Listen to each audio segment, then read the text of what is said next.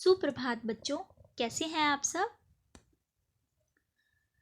नमस्ते प्यारे बच्चों, उम्मीद है कि आप सब अच्छे होंगे। आइए आज हम एक कहानी बनाने का प्रयास करते हैं। बच्चों, सबसे पहले आप अपने काम के ऊपर ये चीज़ ज़रूर लिखनी है जो डिटेल्स दिख रही हैं।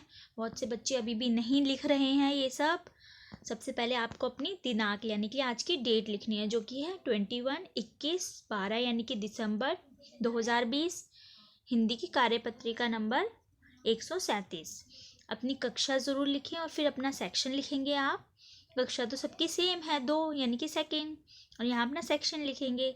रचनात्मक लेखन है ये। विद्यार्थी का नाम, अपने काम के ऊपर आप अपना नाम ज़रूर लिखें, क्योंकि बच्चों आप हमें काम भेजते हैं मोबाइल के थ्रू, तो आप उस पर नाम लिखेंगे तो हमें पता चलेगा कि ये आपका ही काम है।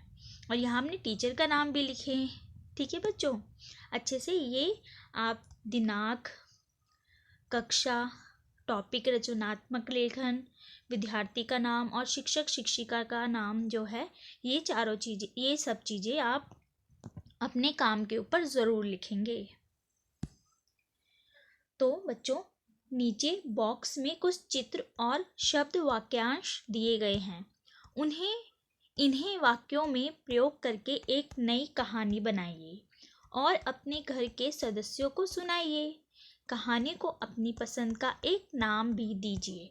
आप दिए गए शब्दों, वाक्यांशों के अतिरिक्त अन्य शब्दों का प्रयोग भी कर सकते हैं। और हाँ, अपनी कॉपी में अपनी पसंद के जानवर या पक्षी का चित्र बनाकर उसका नाम भी लिखिए।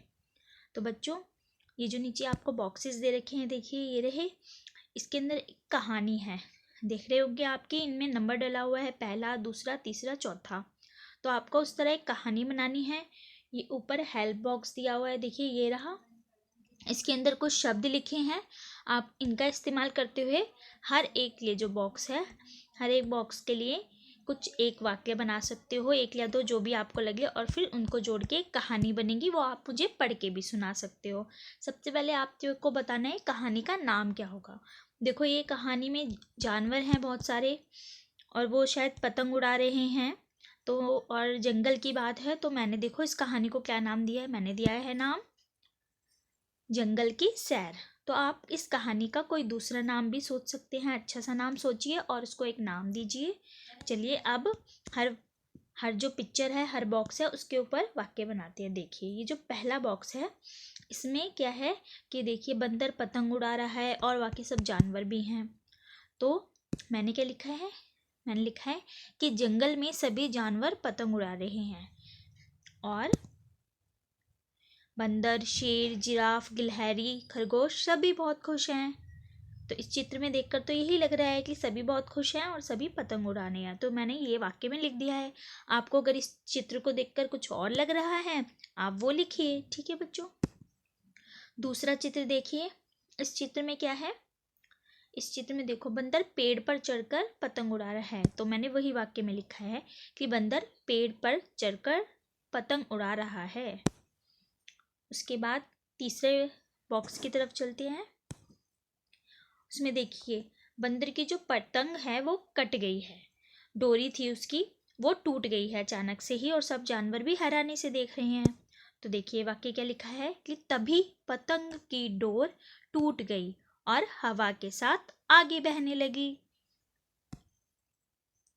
तो फिर क्या हुआ, देखिए चौथे बॉक्स में क्या है कि तभी एक चील आई और उसने पतंग को पकड़ लिया। वो हवा के साथ आगे बढ़ रही थी, पतंग उड़ रही थी हवा के साथ, तो चील ने उस पतंग को पकड़ लिया और सभी जानवर देख रहे होंगे कितने खुश हैं। तो देखिए मैंने लिखा है कि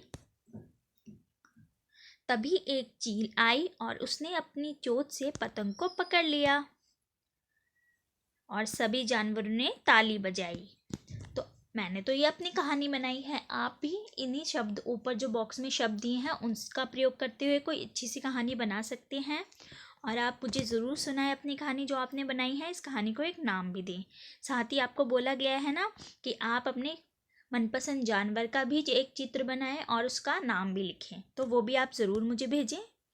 और अभिभावकों के लिए सुझाव है कि आपको बच्चे को समझाना है। क्या समझाना है, बच्चों को समझाइए कि कई बार हमारे सामने ऐसी विकट समस्या आ जाती है जिसका समाधान अकेले करना अत्यंत कठिन होता है, परंतु एक दूसरे की मदद करने से समस्याएं आसानी से हल हो जाती हैं। तो बच्चों, हमारे पास कभी कभी ऐसी समस्याएं आ जाती हैं, हमें लगता है कि ये तो ख़त्म ही नहीं होगी, या इसमें तो ये तो हम सॉल्व ही नहीं कर सकते ये समस्या। जैसे घर में कोई परेशानी आ जाती है, या हो सकता है आपको कोई और परेशानी आए, तो लेकिन हर समस्या का कोई ना कोई हल होता है, वो आप एक साथ मिलके सॉल्व कर सकते हो। जैसे अपने माता पिता, भाई बहन, दादा दादी, नाना नानी, या अपने फैमिली फ्रेंड्स, अपने दोस्तों के साथ मिलकर अगर आप उसका कोई समस्या का हल निकालो तो वो ज़रूर कुछ ना कुछ हल निकलेगा। और बच्चों, तब तक के लिए अपना बहुत ख्याल रखना है। अपने हाथों को साबुन व पानी से नियमित रूप से धोना है, और जब भी आप बाहर जाएंगे तो मास्क पहन के ही बाहर जाएंगे। धन्यवाद बच्चों, बाय।